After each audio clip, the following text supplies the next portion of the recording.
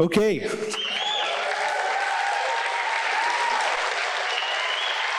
Thank you very much for taking hour 10 out of your life. Thank you so much to, I think you saw in the credits there that there were an incredible amount of people across our newsroom and even outside of our newsroom who contributed to making that happen. It was really incredible to work with all of you on this. I don't want to go through too many names because I know that I'll miss someone, but thank you so much to everyone who's there in the credits. We have a great panel coming out here. We have Michael Smolens is going to moderate. Thad Kousser, Chair of Political Science Department at University of California, San Diego, who you saw up there in the film. Morgan Cook, who is the reporter. And Charles Clark, who's our political reporter, all going to come out. And at the end, we'll answer a couple questions for you as well. Thank you so much. Oh, my name is Sam Hodgson. Yeah, thank you.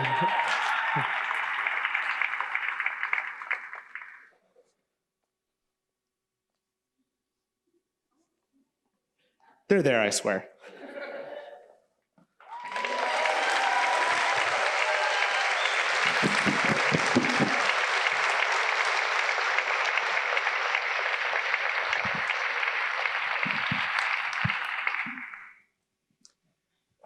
Well, as Sam said, I am Michael Smolens. I'm a political columnist, and I have just a couple of years on my colleagues here, but I can tell you I've never been prouder of this crew, and I'm just glad to be along for the ride.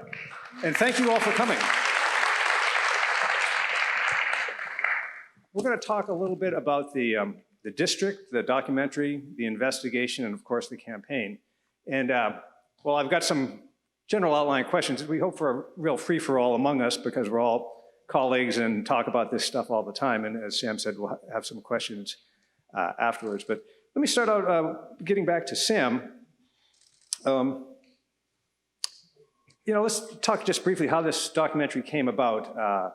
It started off with a different direction. We were expecting something different, and events changed things. What happened, and how did you adapt to that? Yeah, so I first pitched this idea to our creative director, Beto Alvarez, and our director of video, Alejandro Tamayo. And I was watching everything that was happening in the race for the 50th. And I saw Carl DeMaio getting into the race, and I saw the prospect of Daryl Issa coming into the race. Saw Mark Camponajar, who looked like he was who had already declared that he was going to run again against Hunter and take another shot at it. And I saw Duncan Hunter heading to trial while also running for re-election. And the original idea was that those two things were going to be happening simultaneously, that he'd be walking in and out of the federal courthouse every single day with all those cameras in his face while seeking re-election. And I said, look, someone has to make a documentary out of this. And then it sort of hit me in that moment that I was sort of almost better positioned than anyone in the world to make that documentary. I had access to the reporters who broke the story and continued to cover it. I grew up in the 50th Congressional District, and I had some leeway to take some time and work on something like this.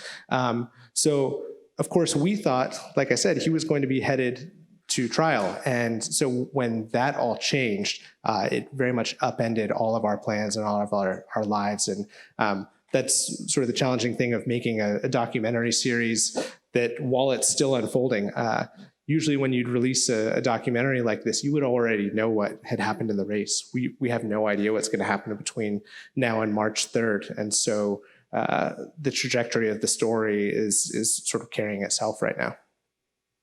And let me direct this one to all of you, but Thad and Charlie, Sam made the 50th District really a character of the story of the documentary.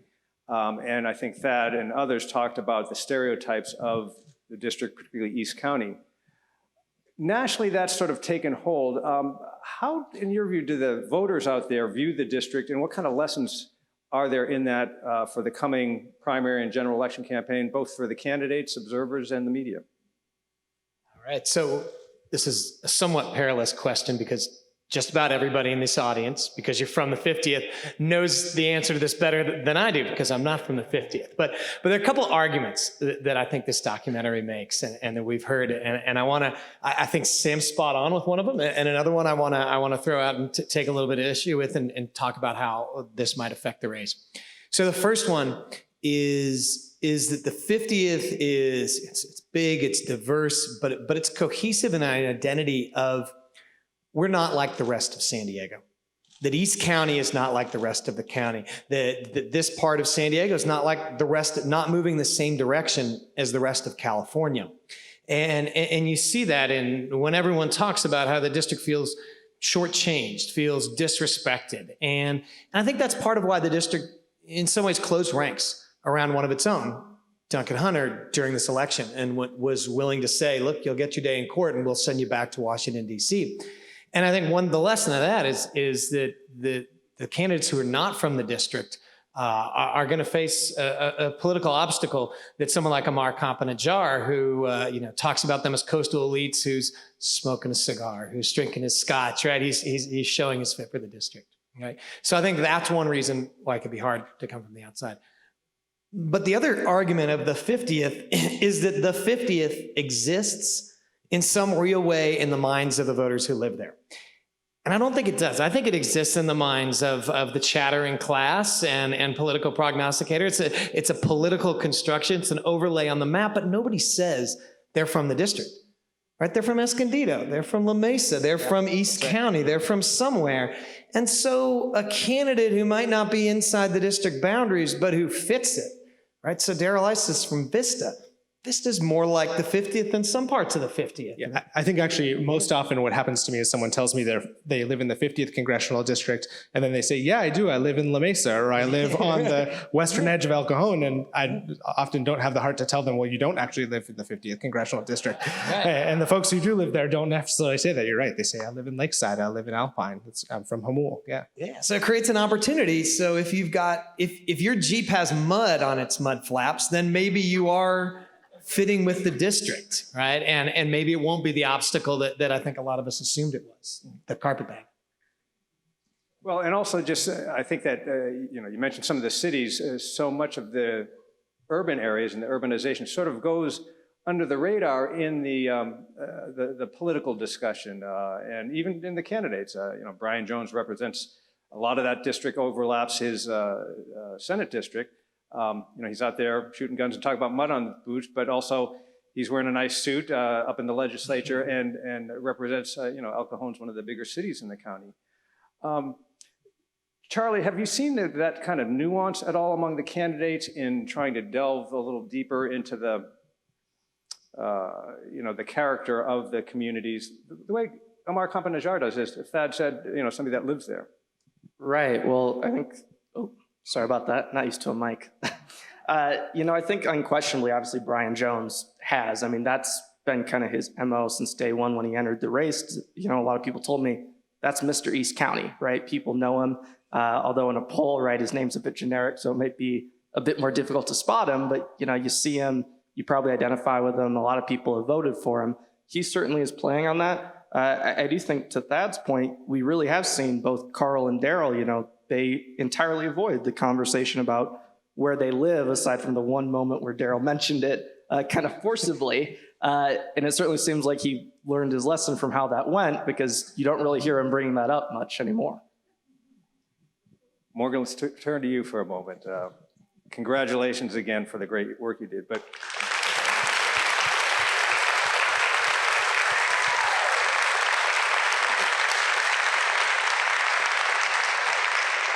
you've been asked several times, we saw in KUSI, was there that aha moment when you realized this was going to be big, this was going to be huge, this was going to be bad? Let me flip that around. Was there a point at any time where you thought, gee, maybe this isn't it? Maybe it isn't what it seemed. Maybe it's not as big of a deal, or did it just kind of snowball? But did you ever have that moment, not of doubt of yourself, but just that maybe the evidence isn't adding up? Right. I mean, I feel like I've felt that way for a really long time in the investigation. You wonder, am I presenting this accurately? Am I showing what's really going on? Do I know what's really going on? Do I have a way to know what's really going on? Right? And so you kind of doubt yourself sort of the whole time, but you also have to recognize that, office holders, elected officials, they have a responsibility to not create the appearance of impropriety. Because what that does is it causes people to lose trust in government. And it's not good. We can't work together if we can't trust each other. So for my purposes, I was looking at it, and after a while, first, we have kind of a truth bias. You hear hoofbeats, you think horses, right? So when Duncan Hunter explained, about how his son had used the wrong credit card from his wallet, and that explained these video charges, we thought to ourselves, okay, kids, wallets, okay. But then when we started looking back, we saw more and more weirdness, and it just kept building up to a place where it didn't make a ton of sense that it could be mistakes only. It just seemed like too much. And then, at that point, the facts no longer support the hypothesis that everything's on the up and up.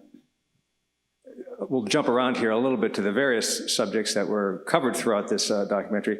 Let's talk about the campaign. I think Sam did a really nice job of capsulizing sort of the niche of each candidate, sort of their message, the image they're trying to project. Where are there pockets of support, do you feel? Amar Kampa-Najjar, certainly the Democratic side, but among the Republicans in particular? Well, yeah, so we certainly have seen, the way I'd characterize it is the establishment is kind of really lined up behind Darrell Issa here, at least on the Republican side of the ticket.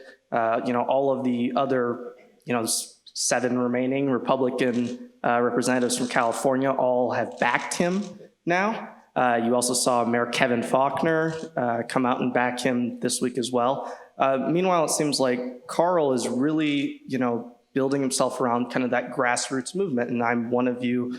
And I think you see that a lot when, I go out and talk to people in the district or talk to people that otherwise I didn't necessarily think would be backing him, that, they know him from radio. They know him as the guy who goes out and fights for a lot of the things they believe in. Even if it didn't work out the way they wanted, they know he's in their corner. Thad, it was interesting that, as Charlie had mentioned, that Issa talked about, or that Issa is sort of the establishment candidate. And in his announcement, he mentioned about how he's a national candidate almost. I don't know if that he's a candidate, but he talked about being a national person. And of course, we know him when he was the chairman of the Oversight Committee. He was on the Sunday talk shows, if not weekly, very regularly. How do you think that plays in the district? Obviously, there's, people like having somebody that knows the terrain, has some leverage, and certainly he would walk in with power that the others might not have. But I think he was also accused in his previous district of kind of losing touch with the district because of that. Does that resonate at all, given the, I don't want to say the over-parochialness, but the parochial aspect of the 50th district in East County in particular? Yeah, look, politicians never want to run as something bigger than their district. Right? You never want to talk about, I'm running for governor, but someday I'd like to be president, even though they all want to be president, right? You've got to focus on your area and your district, right? And so it's meaningful that the person who coined the phrase, all politics is local, was Tip O'Neill. He was the Speaker of the House. He wasn't really interested in local issues, but he understood how important that was to show a district that to represent them, you need to be like them, of them, taking care about their issues and work hard for them. And so I think, this is not a district looking to have a voice in national politics. This is a district looking to find someone who's a fit, right, who represents them. So I think that, that's going to be part of it. But look, that's only one factor, right? So Darrell Issa may not have the right message. You saw him fumbling in that speech, but he's got the right people behind him. He has a proven fundraising record, and he has a name that's going to be hard unless this is a second consecutive anti-incumbent year. And exactly as Charlie was saying, Carl DeMaio has positioned himself as the anti-incumbent, as the Trump-like candidate. And if 2020 is another anti-incumbent year, it could be good for him. Now, the entertaining candidates forum at the Republican meeting was pretty interesting, and Tony Kravarik, try as he might, couldn't get them to stop attacking each other. Time has moved on, and we've seen that was, to even call that attacks in comparison to what's been happening even today, as we've learned, it's really doesn't fit in the same category. Charlie, can you talk a little bit about what's going on in terms of the attacks? It's gotten pretty down and low, as it did against Kampa-Najjar in 2018, but fill us in what's happening now. Right. So, I mean, obviously it doesn't come as a surprise given the direction this has went. I mean, anyone who followed this race in 2018, I think there was a lot of people who said it was the ugliest race in the country, and covering it, I wouldn't necessarily dispute that. I think when you look at it now, originally a lot of the rhetoric, at least going back and forth, mainly between Carl and Daryl, was around, you know, who is the most loyal to Trump? Who's going to be the guy who's going to go out there and fight for President Donald Trump, who is your guy in East County? At least that's how they kind of frame it. Now you're seeing it get into a bit more personal rather than just accusing someone of being a never Trumper. You know, they're starting to go more into people's kind of personal histories and past. There was an ad that appears to have gone live today in which Daryl Issa really is going after Carl DeMaio and certainly playing up, you know, to the fact that he is gay, as well as, you know, a few other aspects. So yeah, I think it's going to be a lot of interesting mailers for everyone over the next few weeks, to say the least. And I don't know if Carl DeMaio is quite responding in kind, but obviously he's been going after Daryl Issa since the beginning. And I guess, you know, there's a term that we've used sometimes in politics when a sort of distant candidate or a third wheel candidate rises up because there's sort of a murder-suicide event among the leading candidates. Does Brian Jones benefit from that? Yeah, absolutely, right? You want to be sitting on the sidelines when you have these attacks that are clearly out of bounds, right? At first, you know, let's pause and say, all's not fair in love, war, and politics. These sorts of attacks aren't justified, and they're going to lead to backlash, just as you saw in the last election. And you know, Gray Davis was that candidate sitting around at third place in the governor's race who when the top two candidates attacked each other, rose to prominence. Brian Jones could be that candidate. Yeah, I mean, I think he certainly would like to be, and he bills himself as sort of just the nice guy out there, and you hear that as you go through East County, that is sort of the folks who do know him. It's like, oh, he's a pretty nice guy, and he is not playing the never Trumper war right now, and he's not engaged in it at all. And that is, I mean, in the last month, that is just what the race has become: is who is more loyal to Donald Trump, and he doesn't seem to be playing that game right now, and doesn't seem to have to. Yeah, and I'd also just add, you know, kind of evidence that maybe that is working to his advantage is just, I know our own UT and 10 News polling showed that, you know, he's climbed quite a bit. Yeah, Issa did as well. Carl's remained flat. We'll see how far, you know, Brian can go. I think the big question is, you know, resources-wise, is he going to have enough to put himself out there? Getting back to one of the obvious questions on this, and then maybe we'll move on to something else, but the residency question. A lot of times I've been told that, well, that's something politicos and the media make a lot out of. Does that resonate among voters? Or do they really just care about the quality? Find out on March 3rd. Take a shot. I mean, the note I would give is, yeah, we got to wait and see. I do think there's something to be said for that it adds a way for candidates to connect with people. You know, I think we probably saw that in the 50th, you know, last cycle. Is I think a lot of why Mark Campanujara was able to connect with voters was, I think a lot of people, once they started talking to him, they realized, yeah, he's one of us. And I think that did go a long way. Will that be enough? We'll have to wait and see. Yeah, I mean, I think it's not where you live, it's how you live and how you portray yourself. And you could live next door to the district, but feel of the district and project that image. And that's going to be the challenge for these two outside candidates. Morgan, you're an expert in the nuts and bolts of campaign financing. Let me throw kind of a loaded question, because it comes from a personal, not bias, but perspective, that in political scandals, I often wonder whether voters view campaign finance scandals, misuse, as bad as other scandals. Let's go way back to Duke Cunningham. He was basically selling contracts for bribes. This is taxpayer money, and I was wondering whether you think, and it was a little more difficult to convey this to people, that no, the campaign finance misuse is a very serious thing. Some people say, well, it's not taxpayer money, that's their supporters' money, who cares? But it is taxpayer money, because campaign finance money is tax-free. It's like a nonprofit, right? So you have to use it for the purpose that it's intended to be, why we've given it a tax break, right? And so when, if an elected official uses that money for their own personal purposes, it is as though it's untaxed income, and that hurts all voters. Also, I think that, campaign finance is a really dry sort of subject. And people don't always connect with it perfectly, but I think that people do understand that campaign finance is how an elected official or how a candidate runs their campaign is a reflection of who they're going to be as an office holder, right? So if you can't color inside the lines when you're a candidate, why should the public believe that you can color inside the lines when you're elected? If they can't trust you as a candidate, why should they trust you as an office holder? I think voters do really make those connections, for sure.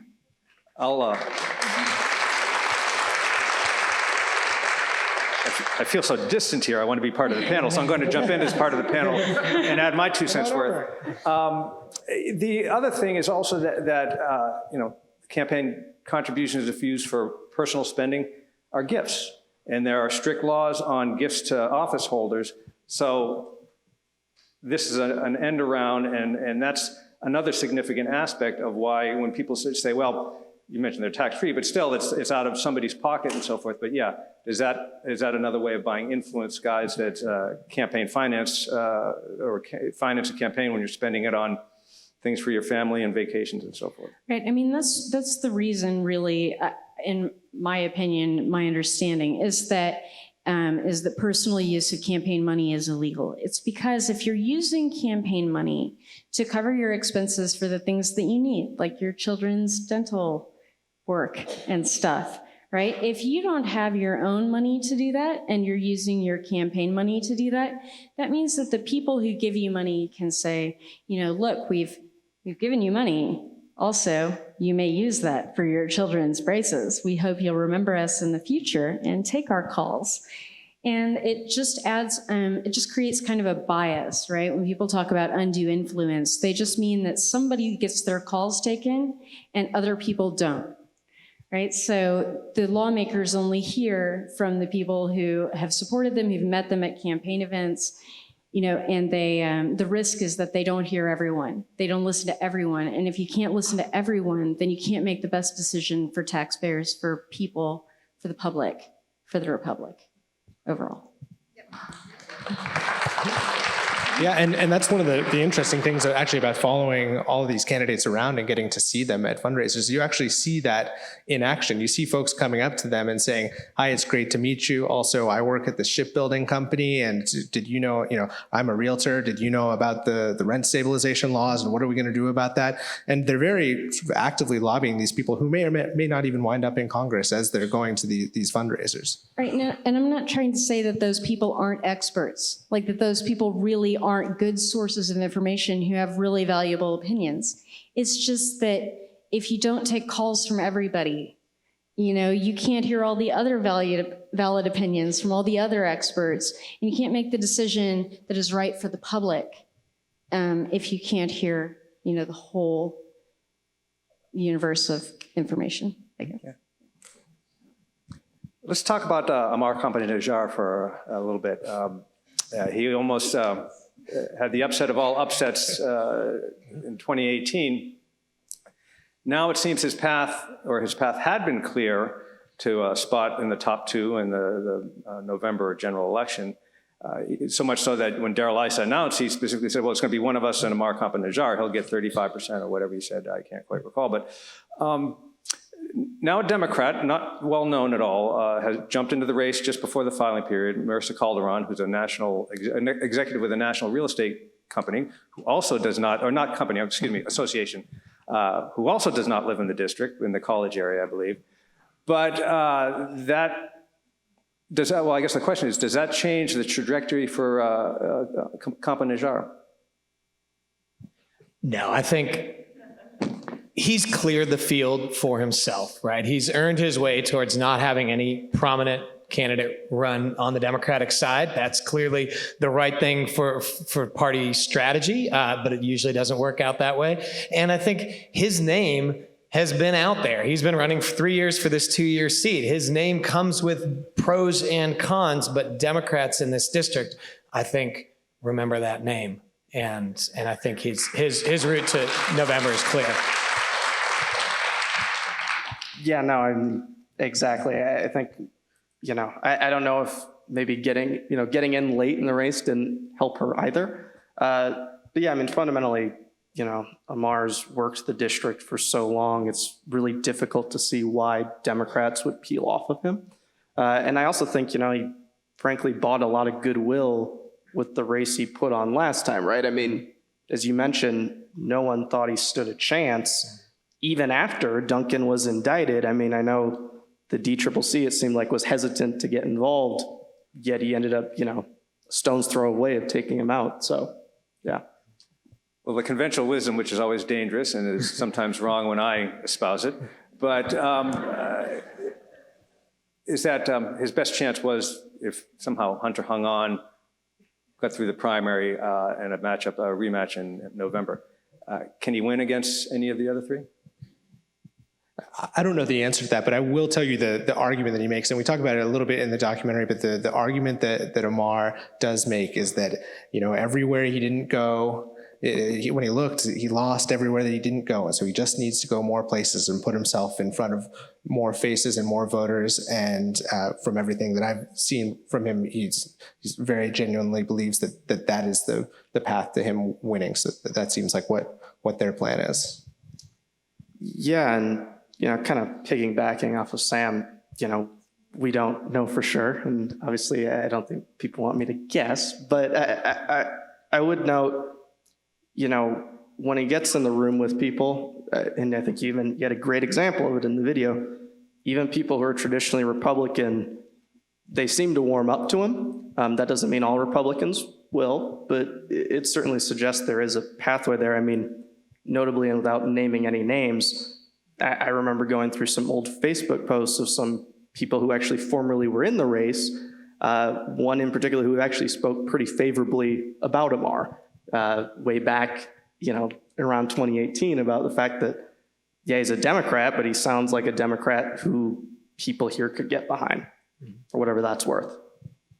Yeah, I think his resume, his political background, the first thing people know about him is a barrier, but he's spent a few years trying to get beyond that barrier. I think in person, he is as effective a candidate and as good a fit for this district as Democrats could ever hope for. But the reality of the obstacle that he's up against is this is one of the most polarized eras in American politics. In the 2016 election, the rate of split ticket voting, where people voted for one party for Congress, one party for the president, lowest in modern history.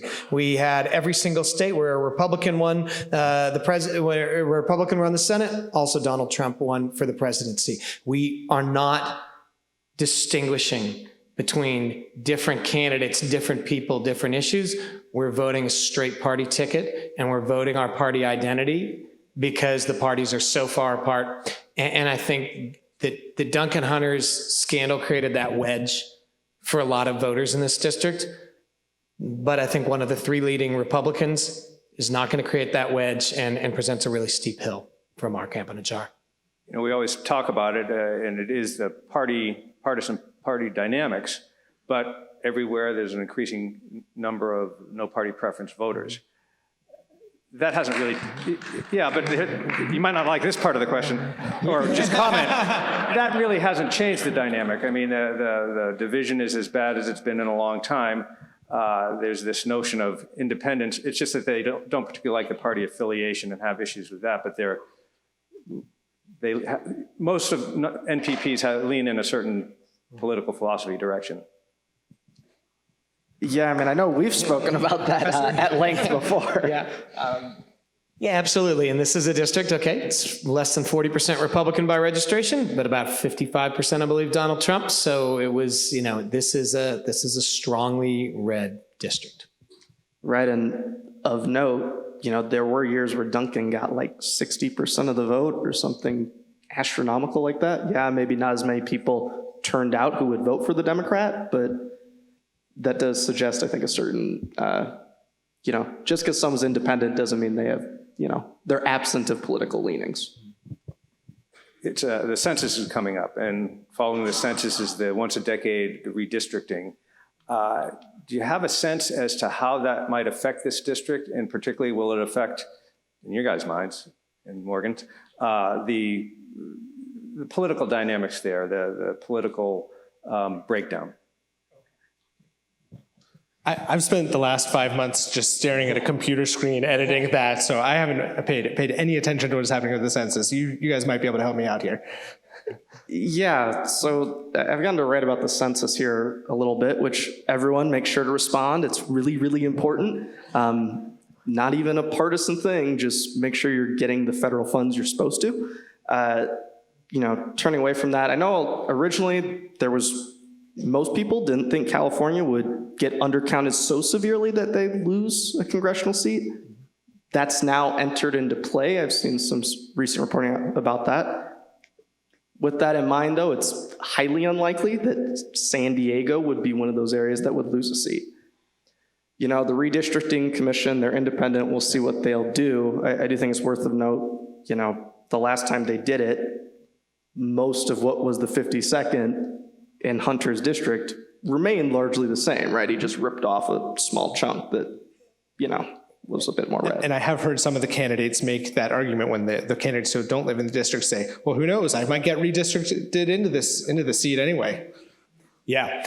So the first question is, does California go down to 52 districts? That's a live question. But much more importantly, what does the Citizens Redistricting Commission, which is going to be 14 people, could be some applicants out here, right, in the audience. It's normal people who haven't given to politicians, who haven't been in party leadership, who haven't run for elected office. 5 Republicans, 5 Democrats, 4 people with no party preference or minor parties, and they all have to come together with 9 of them voting in a supermajority for a plan. So what does that mean? Well, one, could mean deadlock. We could have redistricting thrown into the courts. That didn't happen last time, but it's happened in 2 of the previous 4 decades.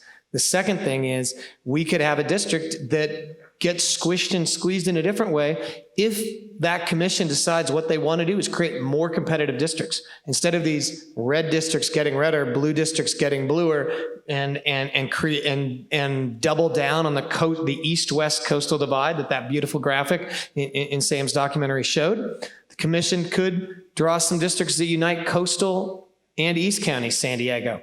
They would be more competitive. They would be less cohesive. That could throw a big variable, and Sam will have to come back and make another documentary about a completely different district. Yeah. Well, then if I make one about redistricting, I'm coming to you for all the answers. Yeah, don't ask me to moderate that panel. I guess a little bit of a devil's advocate here, Thad, but I can see the desire to try to balance things out. Can you do that in California? It is getting increasingly blue. The Republican number of districts have shrunk and will probably continue to shrink. Perhaps things could change.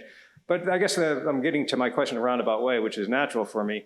You mentioned connecting East County to the coast. Isn't one of the sort of the real guidelines a contiguous kind of issue geographically? That's sort of how gerrymandering kind of became a thing. Yeah, the charge that voters put to the redistricting commission was we got to create districts that are contiguous, that follow the Voting Rights Act, that respect city and county boundaries. But look, contiguous just means all in one piece. And so you can draw horizontal bands across California. You have to go pretty far inland from the Bay Area or from Los Angeles to get a competitive district. But in San Diego, you just have to go from the 5 to the 15. Right? Our Democrats and Republicans live closer together and are more intermixed than in many other parts of the state. So if you're looking for places where there could be competitive districts, a district that combines part of Scott Peters or Mike Levin's districts, which were battleground districts just 8 years ago, right? Or 2 years ago, right? Combined with parts with parts of the 50th, you could draw probably 2 competitive districts. We haven't talked about really the man that spurred all this on, Duncan Hunter. The documentary is very interesting because while we're talking about sort of stereotypes of the district, I think that Duncan Hunter, because of the way he acts, has become his own caricature. But there's more nuance to him. The interview with the Iraqi refugee I thought was fascinating because it even blew your mind, Sam, in the interview. I guess the question I'm getting at is that, can you expound on that a little bit more in terms of, we talk about Duncan Hunter, okay, he was sort of bequeathed the seat from his father, the Hunter name, the military, the anti-illegal immigration, those things are all true. But obviously, all politics is local. They had to be doing some pretty good constituent service to keep people happy as well. Yeah, I don't know that I can vouch for his constituent services across the board. I know that I did hear that when I was out in the district. And when I heard that from Dilquaz Ahmed, I mean, she had already told me that she was a Democrat, that she was voting Democrat, and she was supporting Ammar Camp-Najjar in that interview. And so, I kind of left that moment in the documentary knowing that when I asked that question, I obviously was expecting not that answer. And I thought it was frankly honest to leave it in the documentary, that I too was really surprised to hear her say that. But when I went and had dinner at her house, which you see in the documentary, which was delicious, by the way. I was wondering, it looked like an awful lot of food. It was. And her husband told me that she makes that every night too. It wasn't just for me. But when I went to her house, she actually said, her husband, who had come to the U.S., I think it was maybe 8-10 years after she did, that Duncan Hunter's office had actually written a letter for him personally, and that was part of the reason why he was able to come to the U.S. We ran in while I was filming the 6th episode of this documentary series, which will come out after the March primary. I did run into Duncan Hunter's spokesman along the way, just the day before he went out of office, and stopped him and said, what's going to happen to the office? What's going to happen to your job? And he said, we're still going to be open. We'll still be doing constituent services. We can't really do any lobbying or policy, but that's going to stay open. And, they were pleased about that because that's what they thought they were proud of in their service to the community. We're going to have to wrap this up, but let me just end with one more question. It was one of my favorites, but it's because Thad sent it to me. So I'll ask him. There's a lot of second acts in politics when people fail early on. Is there a second act for Duncan Hunter after he's sentenced, after he serves time? Can he rehabilitate himself and serve again? Yeah, I think it's impossible to envision that in 2020. But 5 years from now, think about all the people who have regenerated their careers. I don't think it'll likely come in elected office because partly in California, Republicans' territory is so scarce. It'd be such a gamble to go with a candidate who has so much baggage. But on talk radio, right? I could see it happening. Well, I think, are we ready to take some questions from some folks out here? Before we do, give it up to my friends and panelists here.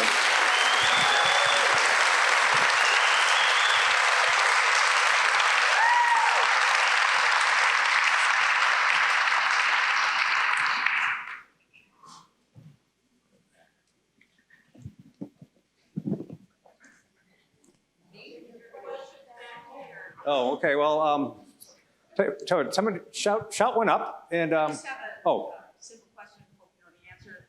Is the National Democratic Party supporting Ammar this time? The question, just in case you couldn't hear it, is the National Democratic Party supporting Ammar Camp-Najjar this time around? So, yeah, we'll have to see what they actually follow through with. I don't know if I'm comfortable saying definitively. I know that to this point, and they had been blowing up my inbox a lot with messages about Daryl and Carl. So I know certainly that it seems like they're keeping an eye on it. I don't feel personally comfortable, commenting as far as how much they'll be going in. That's true. I mean, the short answer is yes, they do support him. What kind of resources will they put his way? And I think we won't know until how things are looking towards the last month, towards October. If it looks like he has a shot, as that has happened this time, he got an infusion of cash through their national network. But if it doesn't look like it's going to happen, there are other districts that are more important to save or protect, the 7 districts they flipped last time, and maybe some other ones. Yeah, and I would also add, he obviously built out his own donor network without them.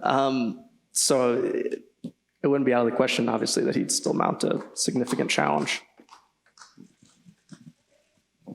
Duncan's 3 children were very important to him in his decision to plead guilty. Can you tell us the relationship now between Margaret and Duncan? And secondly, the documentary Find a Life on broadcast television in this market? That's the one I think we can answer as opposed to their relationship. Yeah, I don't think any of us know. As far as I know, just Yeah. not to be flip, they're still married. We don't know. I don't know anything beyond that. Yeah, and it is going to be on, where is Luis? Luis, can you tell me the exact details? Because I forget. Sunday at 1 p.m. Perfect. Cox and Spectrum this Sunday at 1 p.m. Okay, I can't see back there, but who's the one that wanted to call? Way back. Go ahead. Hey, I just wanted to know where you're going to be able to see this. Oh. How, and there are more episodes, correct? So how is it going to be seen by? Yeah, so y'all were the first to see it.